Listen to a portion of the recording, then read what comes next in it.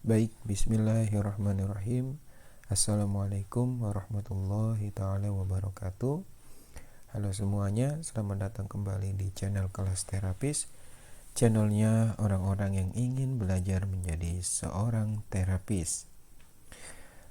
Pada kesempatan video kali ini, saya sedikit akan membahas tentang satu komponen yang cukup penting dalam hipnoterapi, dan dimana ilmu ini biasanya selalu digunakan dan bersandingan dengan egg regression atau teknik egg regression atau teknik regresi ya, regression.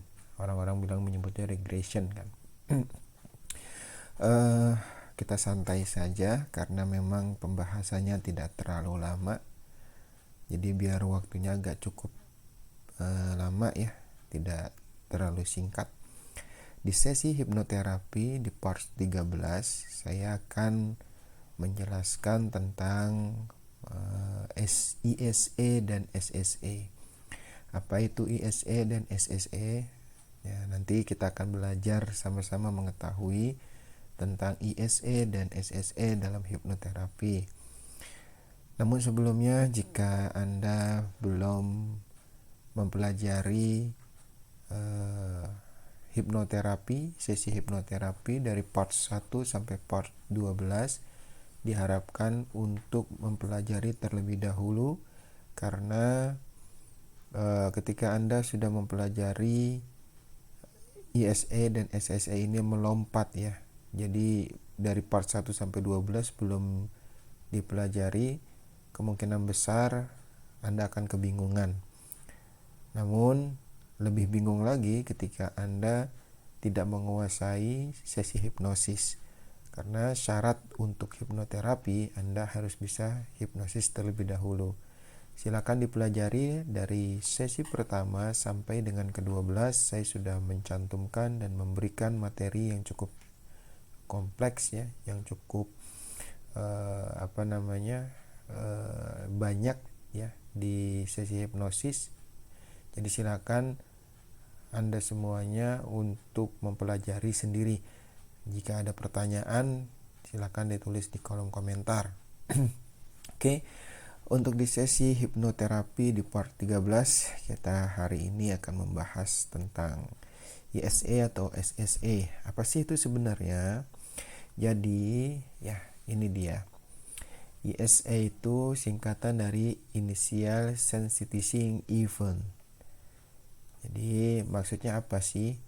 Jadi ISE ini adalah akar masalah atau kejadian paling awal yang menjadi dasar terciptanya simptom. Saya percaya emosional atau fobia traumatik yang terjadi di dalam pikiran manusia itu tidak semerta-merta datang begitu saja tanpa sebab. Pasti akan ada sebabnya. Nah, inilah yang disebut akar masalahnya itu. Dan biasanya kalau di hipnoterapi saya pun itu menggunakan ISE ini ya, menggunakan regression ya. Jadi dimundurkan beberapa tahun yang lalu, di mana kasus atau event itu terjadi ya. Jadi ini pasti akan berhubungan dengan teknik hipnoterapi. Yang selanjutnya adalah SSE, Subsequent Sensitizing Event. Maksudnya apa? Jadi secara mudahnya ini kejadian-kejadian yang memperkuat penyebab permasalahan. Jadi contoh seperti ini. ISE itu akan muncul akar masalah. Namun ketika dia muncul akar masalah tidak intens lah ya, contoh tidak intens gitu. Lama kelamaan semua kejadian-kejadian yang memperkuat dari ISE itu terjadi di kehidupannya sehingga membuat simptom itu muncul ya. Kalau banyak hipnoterapi itu menganalogikan adalah bola salju ya. Bola salju itu ISE. Tapi ketika dia menggelinding ke bawah dan akan melahap semua kayak kayu ataupun benda-benda yang ada di sekitarnya, sehingga menjadi bola yang besar dan siap menghantam apa yang ada di depannya. Ya, SSE itu seperti itu. Jadi kejadian-kejadiannya memperkuat penyebab permasalahan. Nah, ini adalah munculnya terjadinya simptom, dari ISE. Nah, biasanya simptom dalam manusia ya itu akan ada terjadi SSE beberapa kali dan ISE satu kali. Ya, sebagai contoh, ya ini saya contohkan seperti ini. Simptomnya adalah takut kegelapan. Jadi maksudnya ini adalah seperti trauma ya, takut dengan kegelapan. Nah, takut dengan kegelapan itu tidak semerta-merta muncul begitu saja tanpa ada sebabnya. Makanya apa? Dari simptom ini kita tarik ke ISE ya. Pertama, dia ditakut-takuti. Ya, ditakut-takuti maksudnya contoh seperti ini. Ada temennya yang mengatakan, jangan ke tempat gelap loh, nanti kamu akan menemukan makhluk atau apa gitu. Nah, itu sebenarnya adalah ISE. Itu bisa jadi ISE ketika memang orang itu sangat sensitif ya. Nah, yang selanjutnya memang itu akan belum muncul simptom karena dia belum percaya ya. Keyakinannya belum muncul. Sehingga masuklah ke SSE yang pertama ya, mendengar cerita horor. Ya, dia mendengar cerita horor itu baik dari stasiun televisi ataupun dia dari radio ataupun dia dari baca novel, itu bisa menjadi penyebab, salah satu penyebabnya yang memperkuat. Bukan hanya sampai situ, lanjut SSE-nya muncul ketika apa? Cerita nyata dari temannya. Jadi temannya menceritakan dia pernah ke suatu tempat yang gelap, terus dia menemukan bayangan-bayangan apapun itulah. Itu masuk di SSE. Nah, puncaknya adalah ketika dia mati lampu melihat sesuatu, dan itu kepercayaan dia, sehingga apa?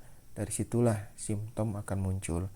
Kenapa saya menjelaskan seperti ini? Saya pernah menangani kasus seperti ini, ya, takut kegelapan tuh, dan banyak banget SSE-nya yang muncul. Ya, sorry ya, ini yang ketiga tuh SSE bukan ISE. Jadi ISE-nya cuma satu di ujung. Nah, tadi ya saya balik lagi, saya pernah menangani kasus seperti itu, seorang perempuan takut kegelapan. Ya, ternyata ketika digali memang tidak jauh dari yang saya contohkan. Ya, terjadi itu real.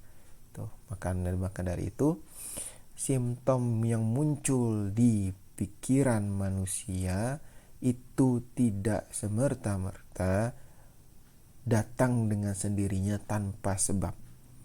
Maka dari itu pasti ada sebabnya. Nah, itulah hipnoterapi berfungsi. Dia mencari akar masalahnya. Sampai sini paham ya untuk semuanya. Jadi ketika Anda mendengar ISE, SSE, ini adalah satu ruang lingkup di sub materi hipnoterapi.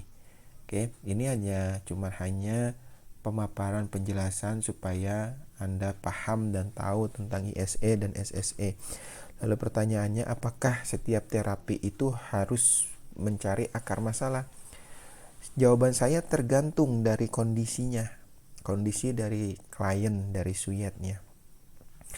Saya pernah menerapi seseorang ibu-ibu yang dia migrain ya. Terus saya coba menerapi dengan ICT dengan cepat gitu, tanpa ada menggunakan ISE, dan itu emosionalnya berkurang, intensitas emosional itu berkurang. Nah, seperti itu. Jadi makanya dilihat situasi dan kondisinya. kondisi dari klien, dari Suyat. Apakah emosional ini benar-benar luar biasa memuncaknya. Makanya kalau di hipnoterapi itu ada diukur dari 1 sampai 10. Ketika dia bilang 10, itu bisa jadi cukup berat.